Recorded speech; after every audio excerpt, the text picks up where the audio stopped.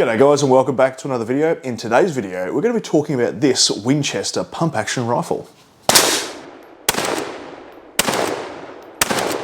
What we have here is the Winchester SXR2, which is a pump action rifle. This one's in 308, comes in various different calibers.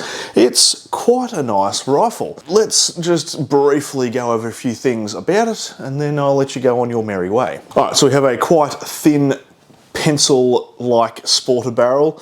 It is threaded on the end, and I believe that is 9/16 by 24. We have a fibre optic insert at the front there. We also have almost a Batu style rear sight where we have a white line. If we can flick that around, there's a white line running up there to make quick acquisition. Although, as you can see, this one has a red dot on it. The pump handle is up the front here, so we have a long hand guard, but then the pump is up the front there. We'll talk about the pump in a little bit. Comes with a pick rail, it's got a bolt hold open there. We have Browning Morale magazines, which are quite funky looking and they are a bit We'll circle back to those in a second. Standard shotgun style crossbolt safety on the back of the trigger guard. We have a red dot on the bolt carrier and a red dot on the receiver, which is to tell if the gun's in battery or not, which we'll also talk about in a second.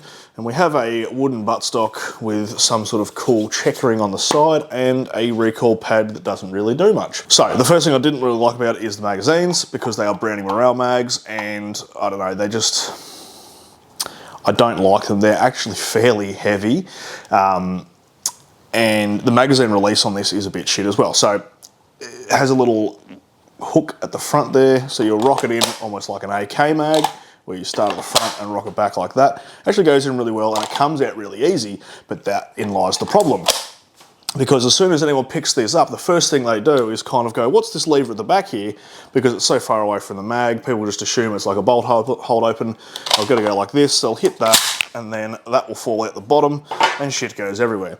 Now that was even pointed out to me by the bloke that lent me this rifle for the review, saying that, hey, when people pick it up, tell them not to hit that because they'll drop it on the floor and damage the magazine. So that to me is a con for the rifle, and this mag got dropped a couple of times throughout the review. We do have a bolt hold open, but it's over here, and to me that seems like it's in a bit of a weird spot, because if I go to put a mag on now, this will not drop because it's got a hold open.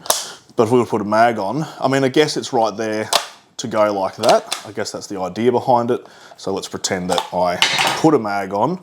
You would then, you know, rock and lock and then hit that. I guess that's the idea behind it. Weapons on a farm. Nitpicking, I know. The other thing I didn't really particularly like was how far forward this pump is. It probably could have been a little bit further back, because a lot of the time, naturally I wanted to sit my hand here, but you sit your hand out here and then it's harder to aim because this arm's fully extended and it's just a bit unwieldy, whereas there's a bit more comfortable. But that seems to be the running thing with a lot of pump actions these days. The pump is a hell of a long way forward. Now, can that realistically come any further back? Probably not, unless you shortened the actual pump mechanism itself. So I can understand why probably they've done that. But yeah, it just makes it hard to rapidly keep your hand there and point and shoot. You end up going back here, then you reach forward for the pump, then you reach back, then you reach forward, then you reach back. And to me, that's just a bit of a pain in the ass. It is relatively heavy. Now, it's heavier than something in comparisons like a Verni Impact would be the nearest comparison gun to this, or a 7615 would be, you know, probably I would put that in the same class. Sorry, a 7600, I should say, the 308 version. So, yeah, like it is relatively heavy. Is it heavier than a 7600? I'm not too sure. It's probably on par. It's definitely heavier than an Impact. So one thing I didn't like, and that's just with a lot of the pump action rifles on the market these days, is they don't lock in battery. Now, when you fire a shotgun, let's say a Remington 870, it physically locks, so you can pull back on the pump and it will lock into your shoulder. You don't really need to put any pressure on this hand, and as soon as it fires, it will unlock the mechanism and you can lock and rock straight away. These don't allow that, and that's the same as wedge tails and Taipans and, you know, all of these other ones. They don't do that, and it really just tends to shit me just because I'm used to the other way of doing it. Now, is it really a big deal? Yes and no. If you pull this back even just a little bit, So the bolt's unlocked, it has an out of battery safety, so it will physically drop the hammer, but it won't set the gun off. But then you go, okay, oh, bang, oh, didn't go bang. Then the next thing you have to do is eject a live round, put a new one in, and then fire again. So you've just spat a livey out. And you either got to pick that up or go searching for it or whatever. And to me, that's just stupid. But that's just my personal opinion. I prefer the other style where they lock in battery. Most people, because they're probably used to firing guns like this, won't see an issue with that, and that's cool. Then, you know, obviously if it's not an issue, it's not an issue, is it? All right, so let's go on with the things I did like about it. I did like the fact that it is quite pointable. Now, it points, in the styling, it's like a shotgun. I shoot shotgun a lot. It points like a shotgun.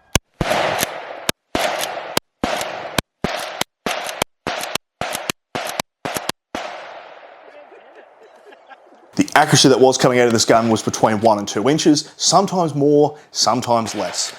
There's been other reviews done, particularly I think the Daniel O'Day review in Aussie Shooter or whatever the fucking hell the SSAA mag is called. And he said about the same thing, 1 to 2 inches, and for this type of rifle is perfectly fine. It's accurate enough for a hunting gun. But yes, it's fast, it's slick, it does the job, would be an excellent pigging gun. The only thing, as I said, the drawback being, you know, the weight of it. This sort of style paired with a red dot is a perfect pairing for this style of rifle. Could you get the accuracy better if you're shooting with an optic? Yeah, you probably could, but why would you put an optic on a pump action? That just, to me, defeats the purpose, because if I want to shoot long, I'm going to use a bolt gun, and if I want to shoot short and fast, I'm going to use a pump.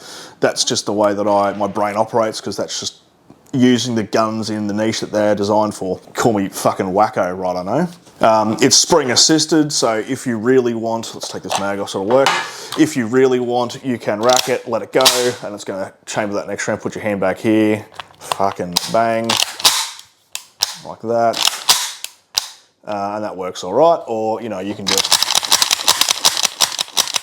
like that. While I've got it here, because I'm not going to do a standalone review on this, this is a Meopta Mio Red X Mini. Things I liked about it, it works the same as every other red dot. Things I didn't like about it, it only has 0 to 6, and you have no off position in between the numbers like pretty much every red dot, and it starts on night vision 1, night vision 2, night vision 3, night vision 4, night vision 5, and if you don't have night vision, that is perfectly fucking useless for you, and then it goes to 1 through to 6, so to get to the highest setting being 6, because it's a bright day, you have to turn it